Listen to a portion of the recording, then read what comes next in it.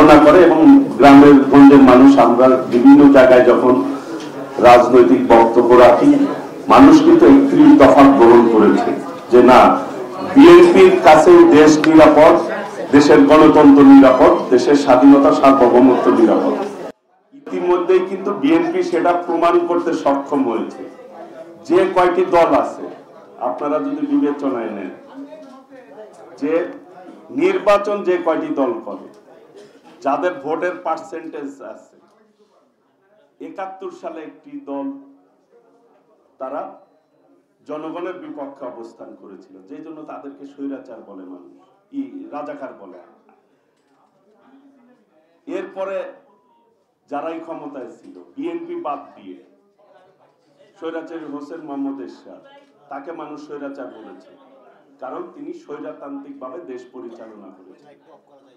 এরপরে ফ্যাসিস্ট হাসিনা, তিনি এই দেশ পরিচালনা করেছে স্বৈরাচারী কায়দায়, ফ্যাসিবাদী কায়দায়। তার বাবাও কিন্তু বাকশাল কায়েম করেছিল। একই কায়দায় তিনি রাষ্ট্র পরিচালনা করতে গিয়ে দেশের মানুষের দ্বারা নিগৃহীত হয়ে দেশ ছাড়তে বাধ্য হয়েছে ছাত্র জনতার আন্দোলনের মধ্যে দিয়ে। এর মধ্যে একমাত্র বিএনপি কখনোই জনগণের বিপক্ষে বিএনপি কিন্তু কোনো অবস্থান নেয় নাই, বিএনপি কোনো পদক্ষেপও নেয় নাই।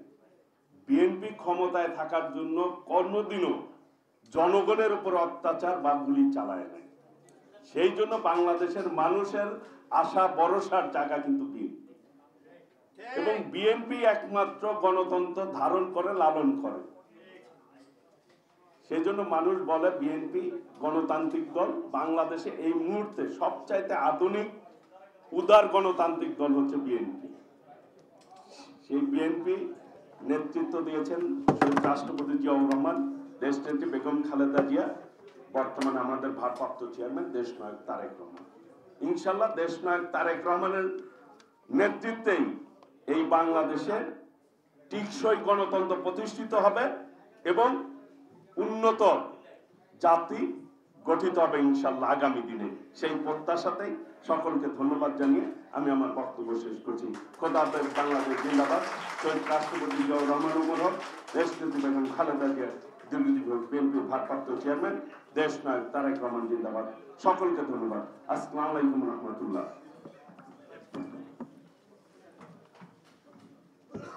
ধন্যবাদ টুকু ভাই, সুন্দর বক্তৃতার জন্য। খুব গুরুত্বপূর্ণ অর্থবহ একটা বক্তৃতা দিয়েছেন। তা আমাদের মাঝে এখন বক্তব্য রাখবেন বিএনপির চেয়ারপারসনের অন্যতম উপদেষ্টা, আমাদের সিলেট থেকে নমিনেশন চায় ভাইয়ে, সামনে ইনশাল্লাহ আমরা আশা করি উনি পাবেন। এনামুল হক চৌধুরী, জনাব এনামুল হক চৌধুরী, বিএনপি চেয়ারপারসনের অন্যতম উপদেষ্টা, উনি এখন আপনাদের সামনে দিক নির্দেশমূলক বক্তৃতা দেবেন। বিসমিল্লাহির রহমানির রহিম। আমরা আজকের এই অনুষ্ঠানের ডক্টর ফয়েজউদ্দিন এমবি সাহেবের লিখিত বইটাকে মোড়ক উন্মোচন এবং তার এই কার্যক্রমটাকে সামনে রেখে আজকে আমরা এই অনুষ্ঠানের সম্মানিত সভাপতি এবং উপস্থিত আজকের বাংলাদেশের অর্থনীতির, যাকে আমরা মনে করি উনি কাণ্ডারি হিসেবে আছেন এবং আগামীতে থাকবেন, আমাদের স্ট্যান্ডিং কমিটি অন্যতম সদস্য, স্ট্যান্ডিং কমিটি মেম্বার বিএনপির জনাব আমির খসরু মাহমুদ চৌধুরী সাহেব, উপস্থিত আমাদের আন্দোলনের যা নেতৃত্ব দিয়েছেন, স্বৈরাচারীকে বিদায় করার জন্য, আমি যাকে বলি সরাসরি টুকুভাই হিসেবে পরিচিত সুলতান সালাউদ্দিন টুকু সাহেব, উপস্থিত আজকের আমাদের প্রিয় সাংবাদিক বারী সাহেব এবং উপস্থিত আমাদের সাংবাদিকবৃন্দরা, সবাইকে আসসালামু আলাইকুম রহমতুল্লাহ বরকাতুহু। আজকের এই যে অনুষ্ঠানটা অথবা যে বইটাকে নিয়ে আমরা একটা আলোচনার জন্য আমরা উপস্থিত হয়েছি, এই বইটা কিন্তু স্বপ্ন ছিল এক সময়, আলোচনা ছিল ওইটাকে একটা লিপিবদ্ধ করে তিনি আমাদের সামনে তুলে ধরেছেন। আমার স্মরণ হচ্ছে 2009 সালে তৎকালীন সময় আমাদের প্রিয় নেত্রী, বিরোধী দলের নেত্রী, দেশনেত্রী বেগম খালেদা জিয়ার অফিসে বসে আমরা ফয়েজ ভাইকে নিয়ে আরও কিছু সাংবাদিকরা যারা ছিলেন এবং আরও কিছু ব্যক্তিত্বরাদেরকে নিয়ে এই যে আলোচনাগুলি, নোটগুলি আপনাদের সামনে আজকে তুলে ধরা হয়েছে, এই আলোচনাগুলি তৎকালীন সময় কিন্তু আলোচনা করা হয়েছে বিএনপি কেমন করে বাংলাদেশে রিফর্ম নিয়ে আসার জন্য। আমাদের দেশনেত্রী বেগম খালেদা জিয়া ওই আলোচনাগুলিকে সামনে রেখে পরবর্তী টাইমে তিনি 2030 ভিশনের সংস্কারগুলি কার্যক্রম আমাদের সামনে তুলে ধরেছেন। এর আগে বিএনপি স্বাধীনতার ঘোষক শহীদ প্রেসিডেন্ট জিয়াউর রহমান 19 দফার মাধ্যমে তিনি কিন্তু আমাদের দেশে সংস্কারকে জন্ম দিয়েছিলেন। আমরা দেখতে পাই এই ধারাবাহিকতাটাকে রক্ষা করার জন্য পরবর্তী টাইমে আগামীতে আমাদের যিনি প্রধানমন্ত্রী হিসাবে দায়িত্ব পালন করবেন আশা করতেছি জনাব তারেক রহমান সাহেব 31 দফার মাধ্যমে সংস্কারগুলি কার্যক্রমগুলি বাস্তবায়ন করার জন্য জনগণের পাশে আমাদেরকে দায়িত্ব দিয়েছেন এবং তিনি 5 তারিখ পরে এই ধারাবাহিকভাবে কার্যক্রমগুলি বাস্তবায়ন করে যাচ্ছেন। আমরা বিশ্বাস করি সংস্কারগুলি এই জায়গায় আমাদের এই জায়গায় একটা পরিচয় দেওয়ার জন্য, সংস্কারের ফ্যাসিস্টদেরকে পরিচয় দেওয়ার জন্য বলা হচ্ছে 350টা কেস আছে ওনার বিরুদ্ধে, এরামের বিরুদ্ধে আছে 326টা কেস। এটা একটা জাতির জন্য একটা দুঃখজনক, এইরকম একটি পরিচয় দেওয়ার জন্য। আমরা এমন একটি জাতি চাই যে জাতিকে আমরা বলতে পারবো আইনের শাসনে এইরকম যারা আমাদের বিরুদ্ধে মিথ্যা মামলা দিয়ে আমাদেরকে হয়রানি করা হয়েছে তাদেরকে বিচার করতে পারবো। এইরকম অবস্থায় আমরা নিয়ে দরকার আমাদের মানসিকতাটা এবং আমাদের দেশের আইনটাকে এরকম জবাবদিহিতা করার জন্য এরকম একটি আইন প্রণয়ন করাটা প্রয়োজন আছে। আমি আসতে সময় গাড়িতে সোশ্যাল মিডিয়াতে লকডাউনের ব্যাপারে 13 তারিখে ওরা ক্যাম্পেইন করতেছে ফ্যাসিস্টরা। আমি বিশ্বাস করি আইন আইনের গতিতে চলবে। ফ্যাসিস্টরা কোনোদিন এই দেশে মাথা উঁচু করে কাজ করতে পারবে না, কারণ জনগণ তাদেরকে বিতাড়িত করে দেওয়া হয়েছে বাংলাদেশ থেকে। আগামীতে নতুন বাংলাদেশ, যে বাংলাদেশে আমরা মাথা উঁচু করে বলতে পারবো অন্যায়কে অন্যায়, আগামীতে আমরা বলতে পারবো ডেভেলপমেন্ট ওয়ার্ক হবে কিন্তু দুর্নীতিমুক্ত হবে। আমরা বলতে পারবো আমার অধিকারটা প্রতিষ্ঠিত হবে, আমার অধিকারটা আমার বাসায় চলে আসবে, আমার অধিকারটাকে কোনো টেবিলের সামনে গিয়ে ধন্না দেওয়া লাগবে না। এই বাংলাদেশ আমরা চাই, যে বাংলাদেশে আমরা আমাদের অর্থনৈতিকভাবে মুক্তি হবে, যে বাংলাদেশে আমাদের পুলিশের সামনে গিয়ে ধন্না দেওয়া লাগবে না, পুলিশের সামনে আমরা গিয়ে আমাদের অধিকারটাকে প্রতিষ্ঠিত করার জন্য কোনো বিএনপির নেতাকে আমরা হাতে ধরে সহযোগিতার প্রয়োজন হবে না। এইরকম আমরা বাংলাদেশ চাই, যে বাংলাদেশে আমাদের প্রিয় নেতা জনাব তারেক রহমান দেশকে প্রথম বাংলাদেশ হিসাবে আমরা যে বলা হচ্ছে যে স্লোগান দিয়ে উনি ঘোষণা দিচ্ছেন, এই ঘোষণাটা শুধুমাত্র ঘোষণার জায়গায় থাকবে না। যে জায়গায় আমরা চাই অর্থনীতি মুক্তি হবে, যেরকম অর্থনীতিতে মুক্তি পাবো সেই রকম আমাদের সমাজ থেকেও দুর্নীতিটাও মুক্ত হবে।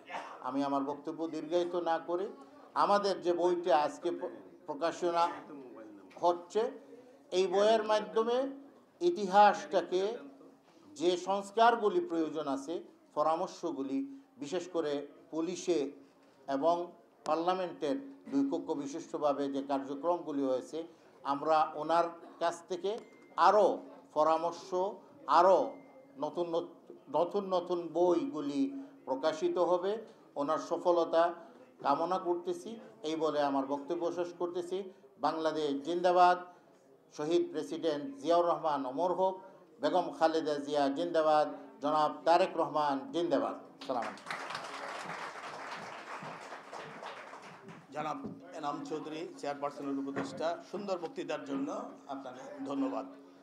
আমাদের মাঝে এখন বক্তৃতা নিয়ে আসছেন আজকের প্রকাশনা অনুষ্ঠানের সম্মানিত সভাপতি, সিনিয়র জার্নালিস্ট জনাব শাহিন আব্দুল বারী। শাহিন আব্দুল বারীকেও তার বক্তৃতা দেওয়ার জন্য অনুরোধ করছি।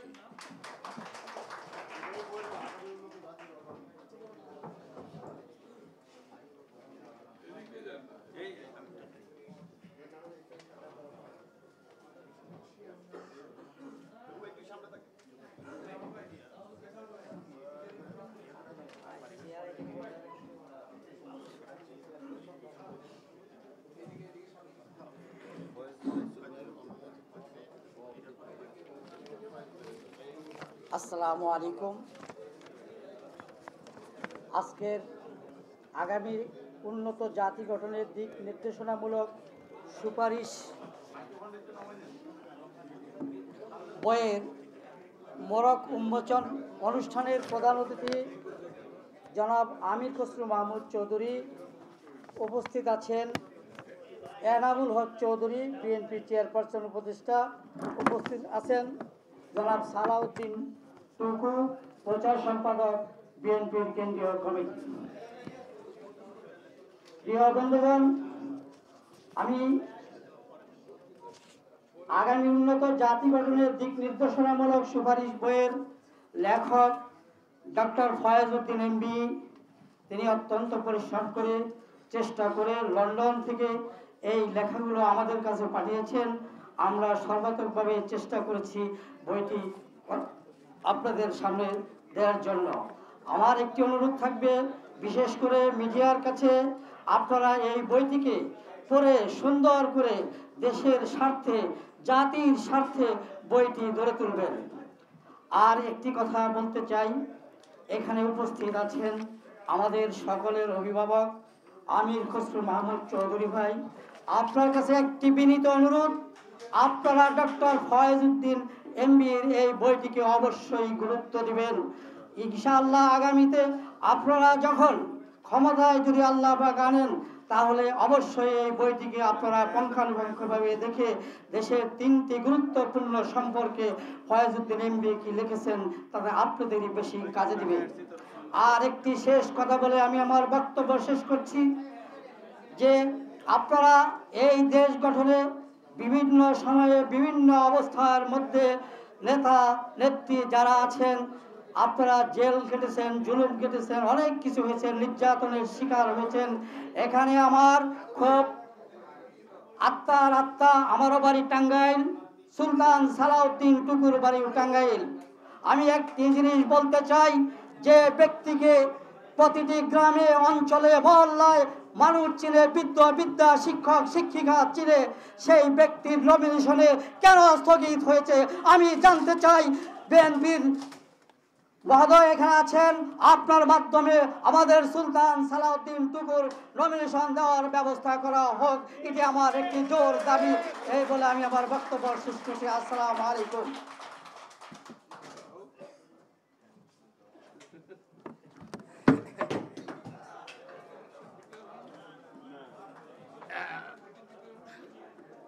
ধন্যবাদ। জ্বালাময়ী বক্তৃতা দিচ্ছেন আমাদের ক্যাবের ভাইস প্রেসিডেন্ট জনাব শাহিন আব্দুল বারী, সাবেক ভাইস প্রেসিডেন্ট জনাব শাহিন আব্দুল বারী, ধন্যবাদ আপনাকে। আমাদের মাঝে এখন বক্তৃতা নিয়ে আসছেন আজকের আকর্ষণ doctor Faizuddin Ahmed MB, Birmingham বিশ্ববিদ্যালয় UK, BCom, MCom, BD, PGT, chart, MC পড়তেও পারি না, এমএসসি বার্মিংহাম বিশ্ববিদ্যালয় UK, chairman New Hope Global, director 777 group Bangladesh. তো এখন উনি আপনাদের এই বইটা উনি কি লিখছেন উনি ভালোভাবে ব্যাখ্যা করবেন এবং সুন্দর করে আপনাদেরকে, আমরা তো বলছি উনি লিখছেন, উনি এটার উপর সুন্দর ব্যাখ্যা দিতে পারবেন। তো উনি এখন আপনাদের মাঝে বক্তৃতা আকারে সেটা প্রকাশ করবেন। আসসালামু আলাইকুম।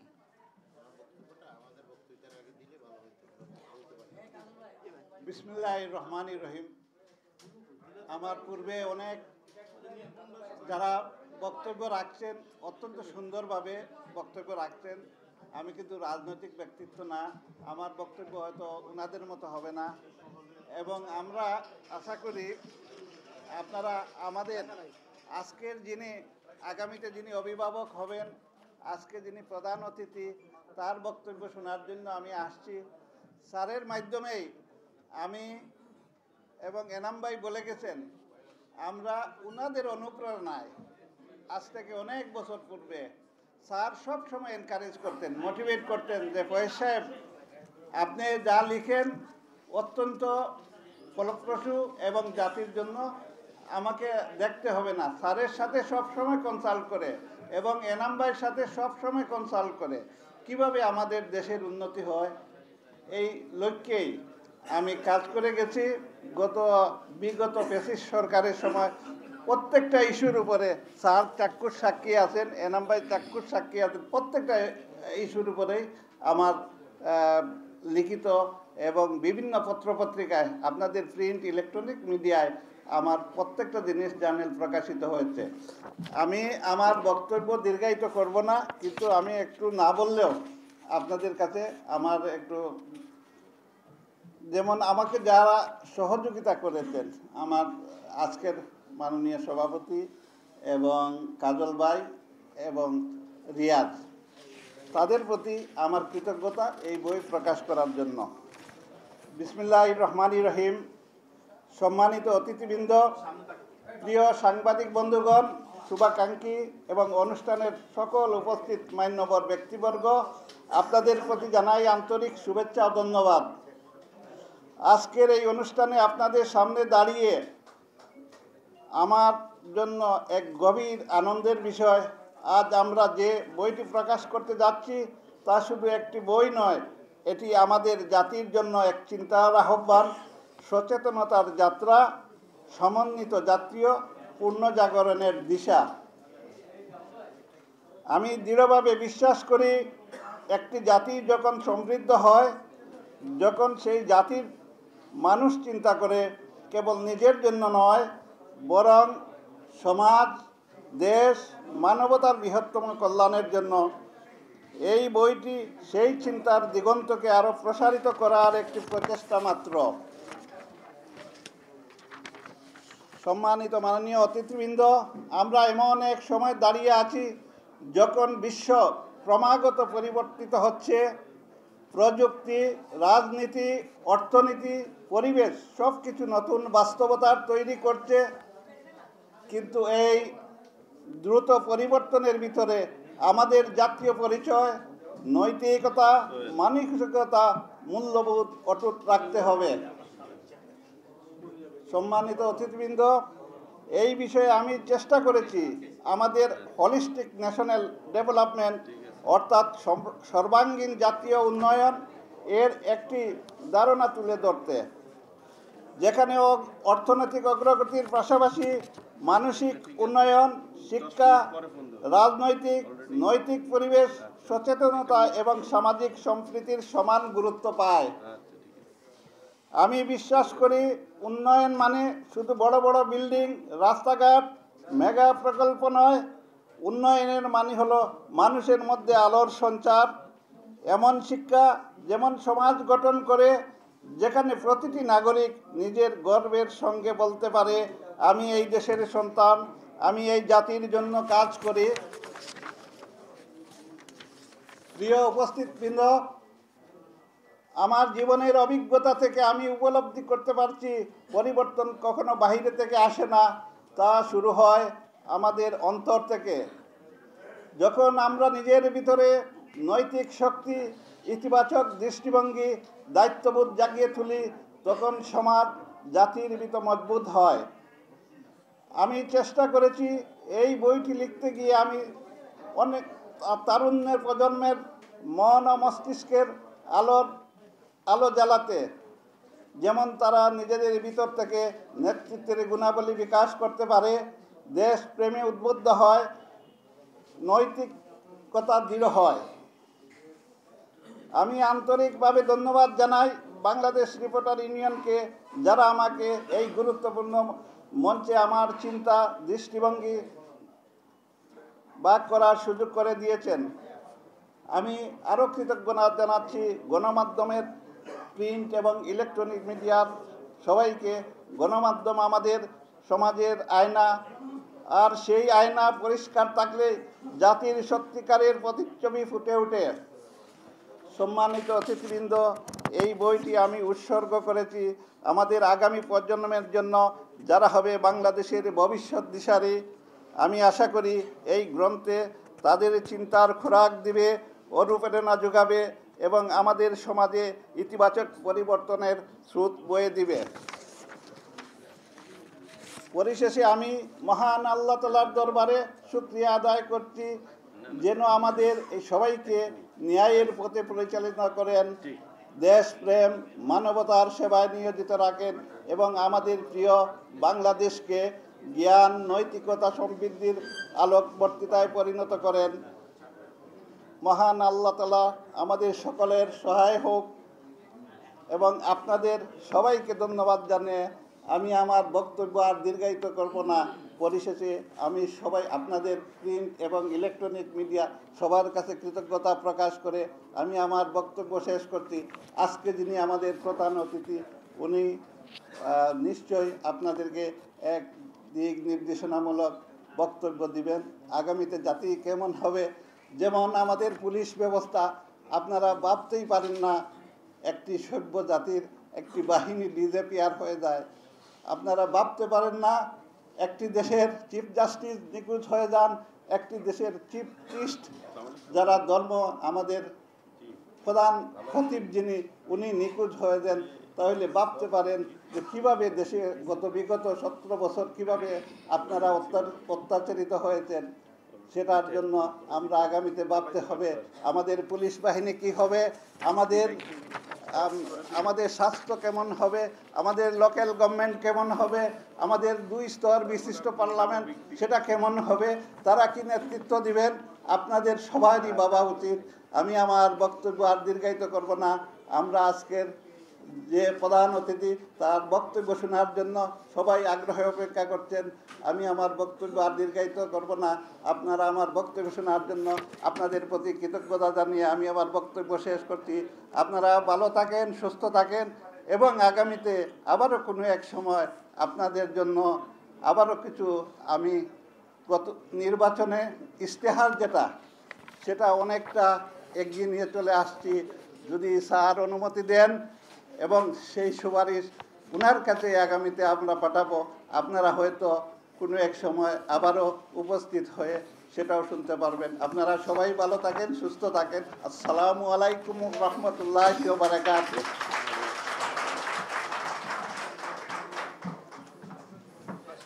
ধন্যবাদ।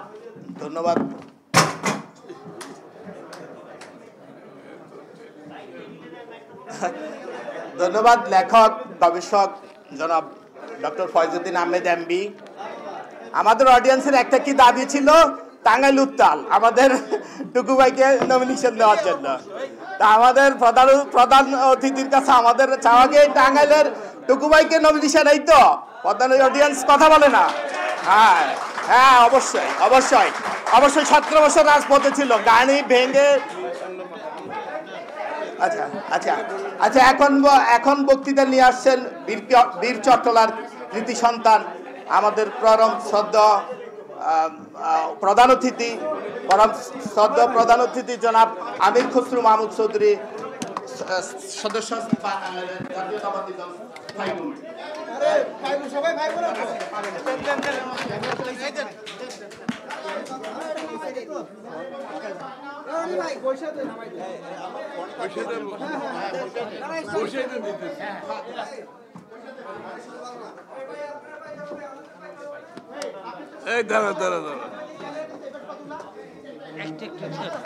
এখন কি অবস্থা?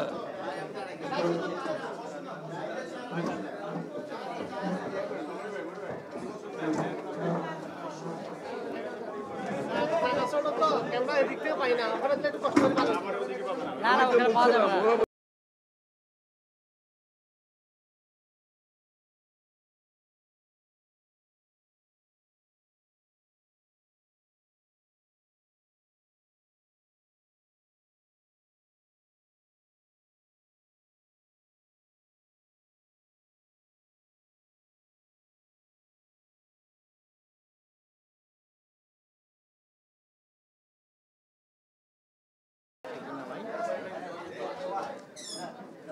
ঠিক আছে?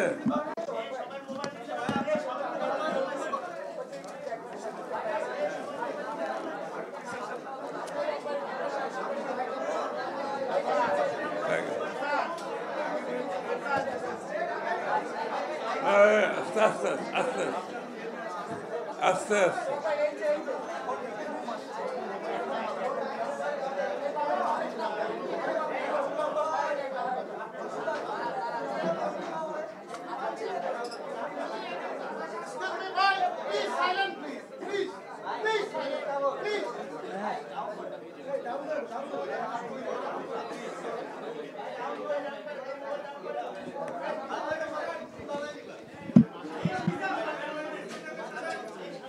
বলো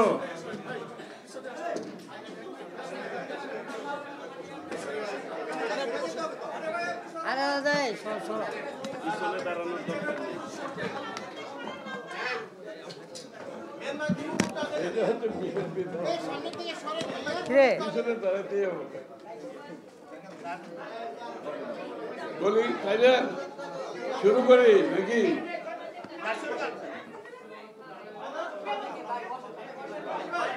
এই যে একটু চুপ, এত কথা বললে কেমন হবে?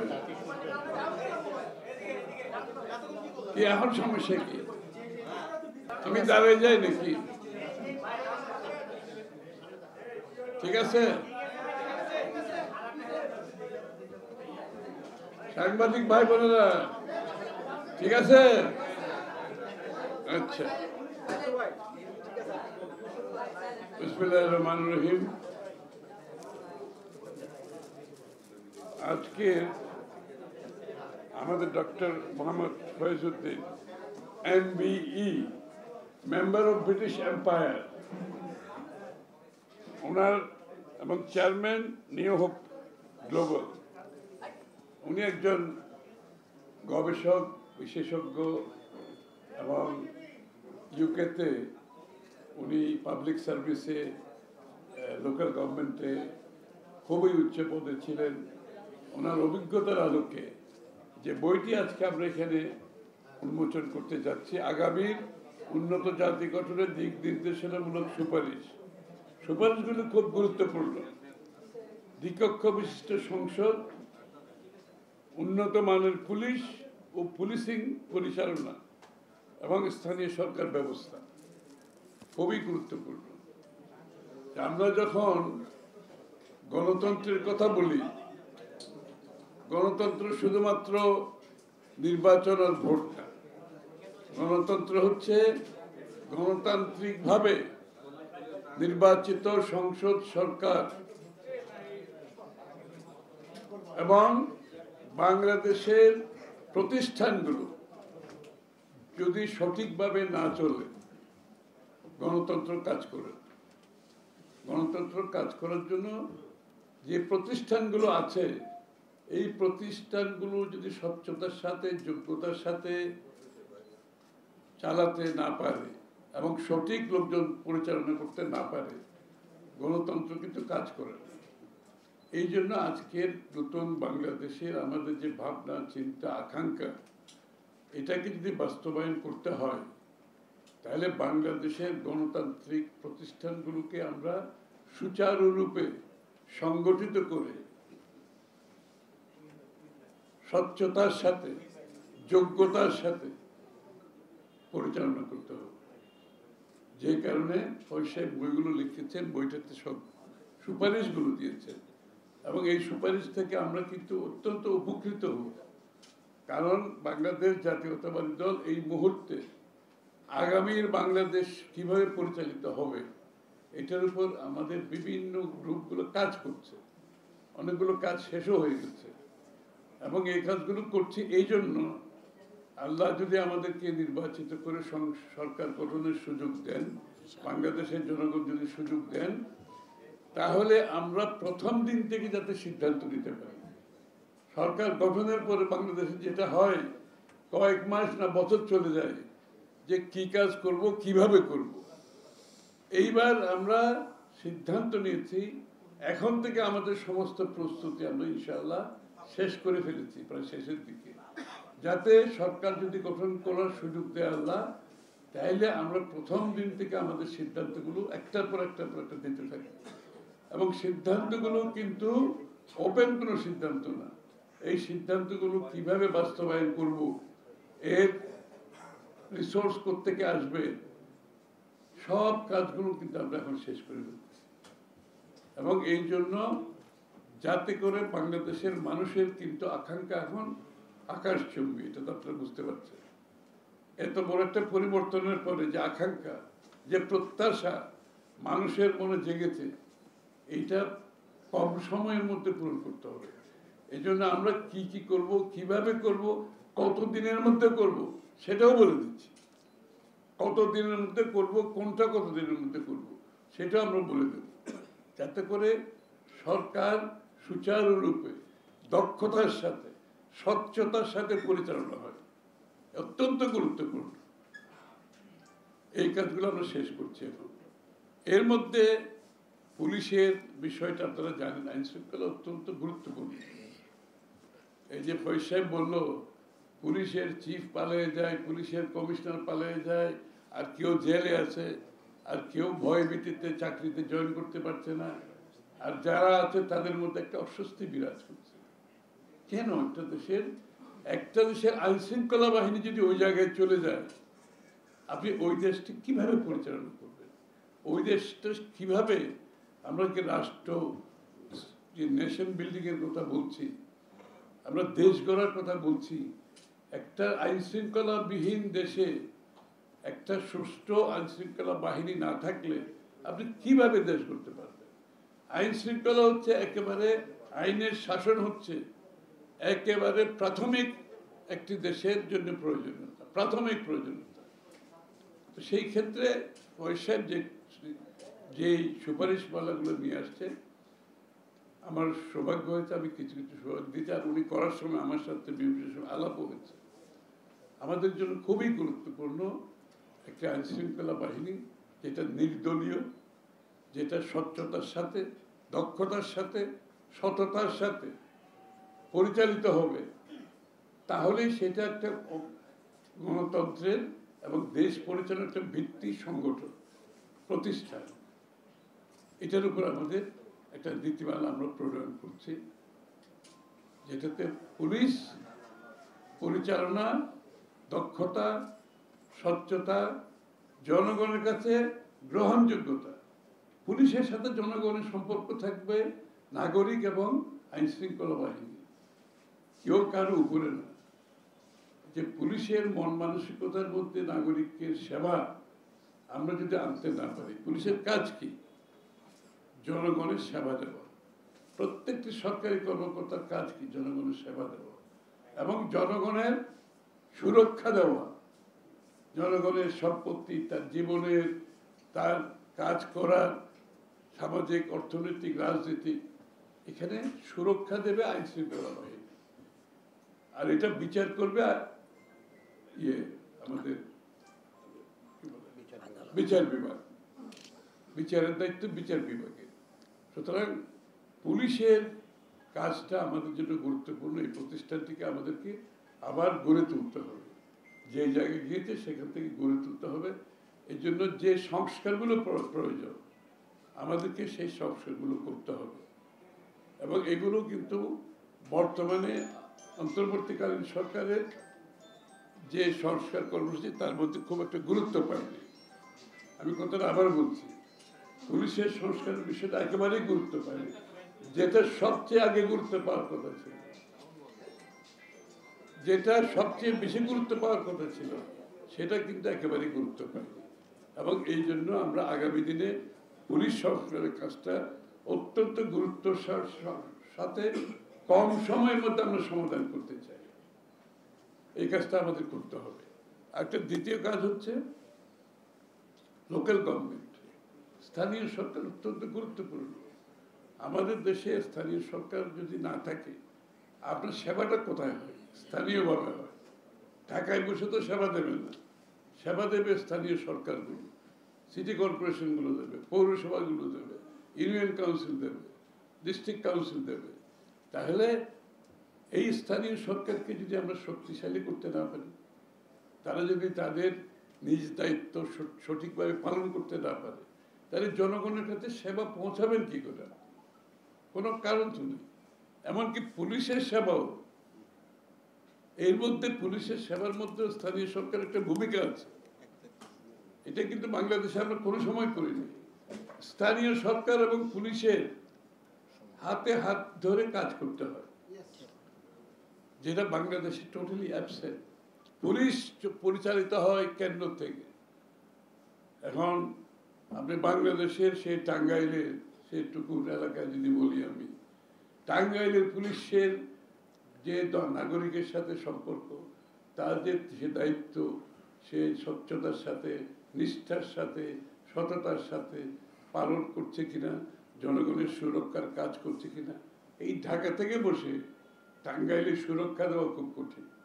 এই জন্য স্থানীয় সরকারের সাথে পুলিশের কার্যক্রমের সমন্বয় থাকতে হবে। এটা অত্যন্ত গুরুত্বপূর্ণ। এই বিষয়গুলো আমরা, অনেকগুলো বিষয় আছে, আমি একটা উদাহরণ দিলাম মাত্র, অনেকগুলো বিষয় আছে। পুলিশকে সুচারু দায়িত্ব পালন করার জন্য আমাদের যে সংস্কারগুলো করতে হবে, বিএনপি সেটার উপর কাজ প্রায় শেষের দিকে আমরা নিয়ে আসছি। ইনশাআল্লাহ সরকার পরিবর্তনের পর আমরা দায়িত্ব পেলে কাজগুলো কম সময়ে যাতে আমরা করতে পারি, এই জন্য আমরা কাজগুলো সম্পন্ন করে ফেলছি এখন থেকে। যদি আমরা দায়িত্ব পাই, যাতে এটার জন্য অপেক্ষা করতে না হয়। আমি আগেই বলেছি, আকাঙ্ক্ষা অনেক বেশি, ধৈর্য কম, মানুষের ধৈর্য কম। এই হাসিনাকে বিদায় করে মানুষ চাচ্ছে আগামীকালের মধ্যে সব সমাধান হয়ে যায়। এই জন্য এই প্রত্যাশা পূরণ করতে হলে আমাদেরকে এখন থেকে তৈরি হতে হবে, যাতে জনগণ হতাশ না হয়। আমাদের পক্ষ থেকে সর্বত্র চেষ্টা চলছে এই কাজগুলো করার জন্য। লোকাল গভর্নমেন্ট একটা হচ্ছে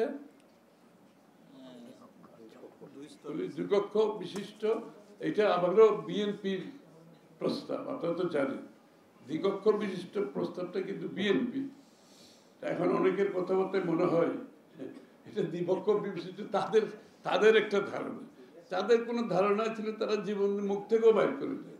এটা আমরা পরিচিতভাবে 8 বছর আগে ভীষণ 2030-তে দেশনেত্রী বেগম খালেদা জিয়া দ্বিকক্ষ বিশিষ্ট, এদের মুখে দ্বিপক্ষ বিশিষ্ট কথা কারো শুনিনি। 3 বছর আগে আমাদের নেতা জনাব তারেক রহমান সাহেব 31 দফার মধ্যে দ্বিকক্ষ বিশিষ্ট আবারও বলেছে, তখনও এদের মুখে শুনিনি। এখন ওরা তো মনে হয় গলা শুকিয়ে ফেলছে বলতে বলতে দ্বিকক্ষ বিশিষ্ট, মানে মনে হয় না নতুন কিছু শিখতেছে ওদের কাছ থেকে। আবার দ্বিকক্ষ বিশিষ্ট কিভাবে হবে, এটা তাদের মতো করে করতে হবে। আরে কি মুশকিলের কথা। আমরা তো একটা গণতান্ত্রিক দেশে আছি। আপনাকে আইজার ঐক্যমতের পরিপ্রেক্ষিতে করতে হবে, অথবা আগামী নির্বাচনে আপনার প্রস্তাবগুলো জনগণের কাছে নিয়ে যেতে হবে। এর বাইরে তো কোনো গণতান্ত্রিক প্রক্রিয়া আমাদের জানা নেই। আইদার সবাই যে এখানে ঐক্যমত হবে সেটা আমরা পালন করার জন্য, তাও আবার ওইটাও আপনি জনগণের কাছে নিতে হবে। কিন্তু কারণ আমাদেরকে কেউ দায়িত্ব দেয় নাই বাংলাদেশের, আমরা বাংলাদেশের আগামীর বাংলাদেশ কিভাবে চলবে। আমরা শুধুমাত্র একটা ঐক্যমত করার চেষ্টা করছি যে কিছু বিষয় যাতে আগামী দিনে পালন করবে। ঐক্যমতের বাইরে যেটা থাকবে সেটা প্রত্যেকটি দলকে জনগণের কাছে নিয়ে যেতে হবে। এখন তো মনে হচ্ছে এই আলোচনা যে আমরা করলাম যে ঐক্যমতের জন্য, এখন ঐক্যমতের বাইরে আরো দাবি বেশি এসে গেছে। যতটুকু ঐক্যমত হয়েছে তার বাইরে এখন আরো বেশি অনৈক্য সৃষ্টি হচ্ছে, এবং অনৈক্য সৃষ্টিকারীরা ঐক্যমতে বিশ্বাস করে, এরা ঐক্যমতে বিশ্বাস করে না। সুতরাং আমাদেরকে এই জিনিসটা পরিষ্কারভাবে বুঝতে হবে যে আমাদের আগামী নির্বাচনের আগে যতটুকু ঐক্যমতে আমরা পৌঁছেছি তার বাইরে যাওয়ার কোনো সুযোগ নেই। কেউ যদি আপনার তাদের নিজস্ব ভাবনা চিন্তা অন্যদের উপর চাপিয়ে দিতে চায়, এটা ঐক্যমত হতে পারে না। আমাদের 31 দফার সব কিছু কিন্তু ঐক্যমতে আসলে আমরা কিন্তু মেনে নিয়েছি। এটা হচ্ছে গণতান্ত্রিক স্পিরিটের কথা। যতটুকু আমরা ঐক্যমত আসতে পারি নাই, এটা আমরা জনগণের কাছে নিয়ে যাব, প্রত্যেকটি দল দিয়ে যাবে। এখানে জোর করে চাপিয়ে দিয়ে রাস্তায় নেমে আপনি কি বলে একটা চাপ সৃষ্টি করে আপনি তো ঐক্যমত হয় না। তাহলে তো আপনার মধ্যে গণতান্ত্রিক স্পিরিটের অভাব আছে। তাহলে তো আবার শেখ হাসিনার পথে আমরা হাঁটবো, যে আমরা যেটা ভালো মনে করি এটাই হতে হবে। আমরা যেটা ভালো মনে করি এটা তো হবে না, জনগণ যেটা ভালো মনে করে সেটাই হবে। তাহলে এখন এত বছর আমরা বলে আসছি কি বাংলাদেশের মানুষের মালিকানা ফিরিয়ে দাও, বলেছি না? মালিকানা ফিরিয়ে দাও। মালিকানা ফিরিয়ে দেওয়া মানে কি? বাংলাদেশের কিভাবে চলবে এর সিদ্ধান্ত জনগণ দেবে, এটা হচ্ছে মালিকানা। এখন দেখা যাচ্ছে আমরা কিছু লোক ঢাকায় বসে মালিক হয়ে বসে আছি, আমরাই মালিক, আমরাই সিদ্ধান্ত দেবে। তাহলে জনগণ গেল কোথায়? যে জনগণের জন্য এত বছর যুদ্ধ হলো, ত্যাগ স্বীকার হলো, মরলো, এখন তো জনগণ তো কি দৃশ্যপটের মধ্যে জনগণকে দেখা যাচ্ছে না। ওই কতগুলো লোক ঐক্যমত সৃষ্টি করার কথা বলে ওরাই জনগণের উপর চাপিয়ে দিচ্ছে। তাহলে জনগণ সিদ্ধান্তটা দেবে কি? আগামী সংসদে কি পাস হবে না হবে জনগণের নির্বাচিত প্রতিনিধিরা সিদ্ধান্ত নেবে, কিন্তু ওরা এখন থেকে সিদ্ধান্ত দিয়ে দিতে চায়। আরে কি মুশকিলের কথা! তাহলে নির্বাচনের দরকার কি? জনপ্রতিনিধির দরকার কি? সংসদের দরকার কি? আমরা তো মনে করি এইগুলোর মাধ্যমে গণতন্ত্রের বিকাশ হতো, এইটাই গণতন্ত্র। এখন ওরা সিদ্ধান্ত দিতে চায় যে আগামী সংসদে কি কি করতে হবে, পাশ করতে হবে।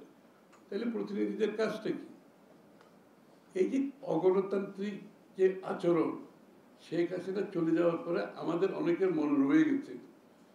আমরা ওই মন মানসিকতা থেকে বেরোতে পারছি না, যে আমরা যেটা চাইবো সেটাই আমাদের করতে হবে, জনগণকে করতে হবে, অন্য দলকেও করতে হবে। তাহলে এই মন মানসিকতা কি শেখ হাসিনার থেকে আলাদা কিছু? আমার তো মনে হয় আমাদেরকে গণতন্ত্র করতে হলে গণতন্ত্রের স্পিরিটে যেতে হবে, জনগণের আস্থা নিতে হবে, জনগণের সমর্থন নিতে হবে, জনগণের ম্যান্ডেট নিতে হবে। তার বাইরে কিছু করার কোনো রাজনৈতিক দলের এবং ব্যক্তির কোনো দায়িত্ব বাংলাদেশের জনগণ কাউকে দেয়নি। এই কথাটা পরিষ্কারভাবে বুঝতে হবে। আর বলা হচ্ছে আমরা এত ত্যাগের ফল, এই ত্যাগটা আমাদের চেয়ে বেশি কেউ করে নেই।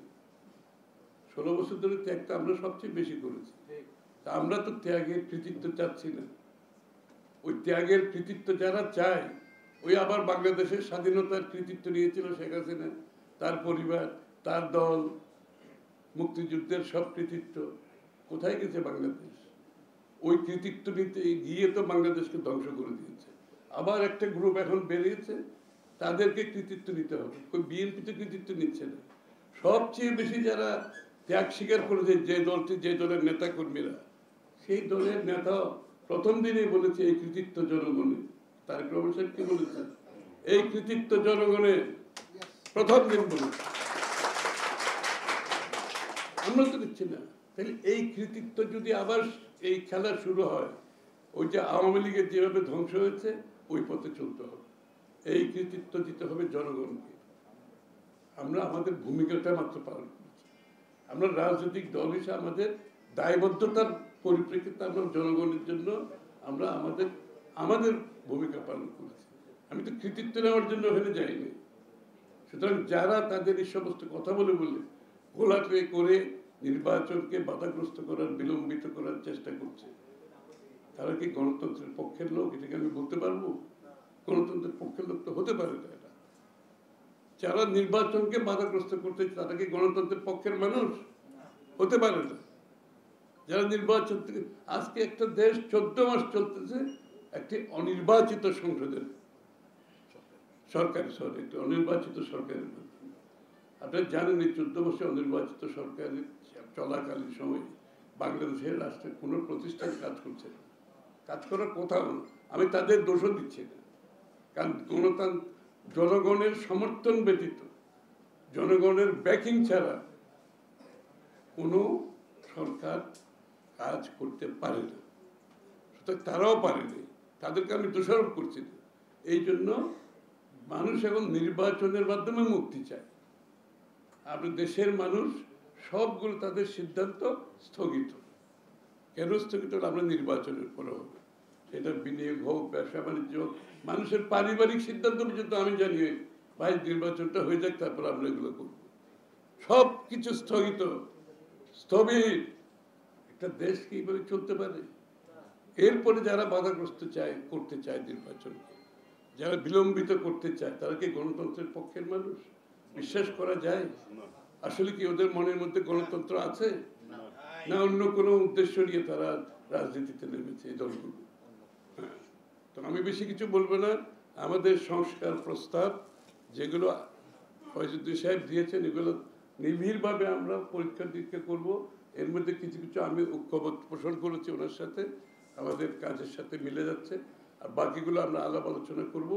আমরা জনগণের মতামত নিয়ে কিন্তু 31 দফা করেছি, আপনারা জানেন তো।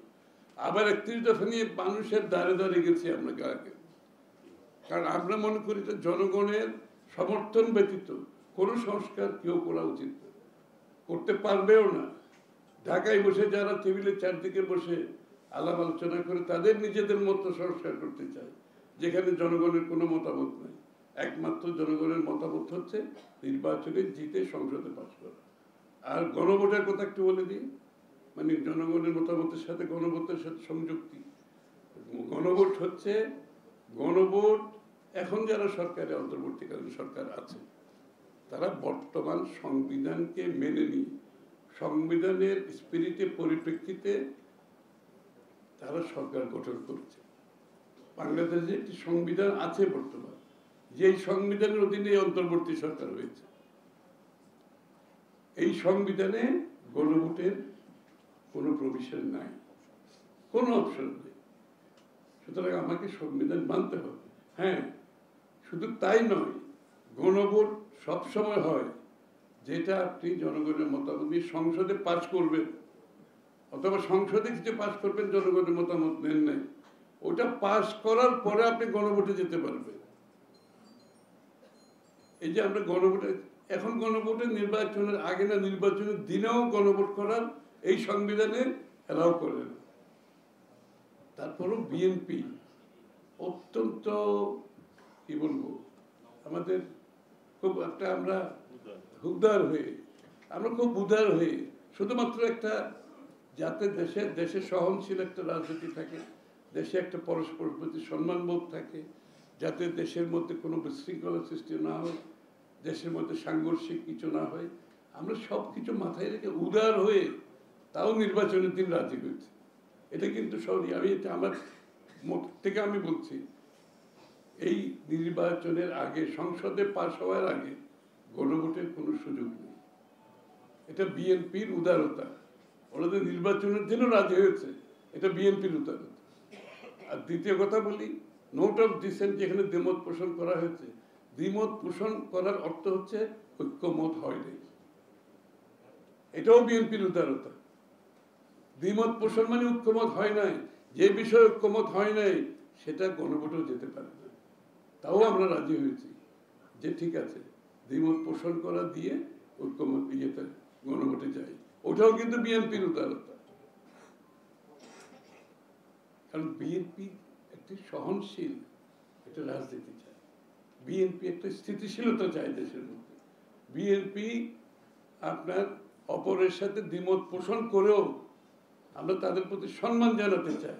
এই যে সিদ্ধান্তগুলো নিয়েছি আমরা কিন্তু দ্বিমত পোষণ করেও তাও এক জায়গায় আসছি, শুধুমাত্র আমরা গণতান্ত্রিক স্পিরিটটা রাখতে চাই, বাংলাদেশের রাজনৈতিক সংস্কৃতিতে পরিবর্তন আনতে চাই। আমরা ওই আগের সংস্কৃতি দিয়ে সাংঘর্ষিক রাজনৈতিক রাস্তায় গিয়ে আপনার মহাবক্রেসির মাধ্যমে চাপ সৃষ্টি করে জোর করে সিদ্ধান্ত গ্রহণ থেকে আমরা দূরে থাকছি। আমরা চাই বাংলাদেশের জনগণ সিদ্ধান্ত নেবে, আমরা সবাই জনগণের কাছে যাব, আমরা ম্যান্ডেট নেওয়ার চেষ্টা করব, জনগণ যে ম্যান্ডেট দেবে সেটাই, সেই দিকেই বাংলাদেশ চলবে। আমার বিএনপির ইচ্ছাও চলবে না, অন্য কোনো দলের ইচ্ছাও চলবে না, জনগণের ম্যান্ডেট দিয়ে দেশ চালাতে হবে। সেই গণতন্ত্রের জন্য আমরা গত 17 বছর যুদ্ধ করেছি, নতুনভাবে আবার অন্য কোনো দিকে যাওয়ার কোনো সুযোগ নেই।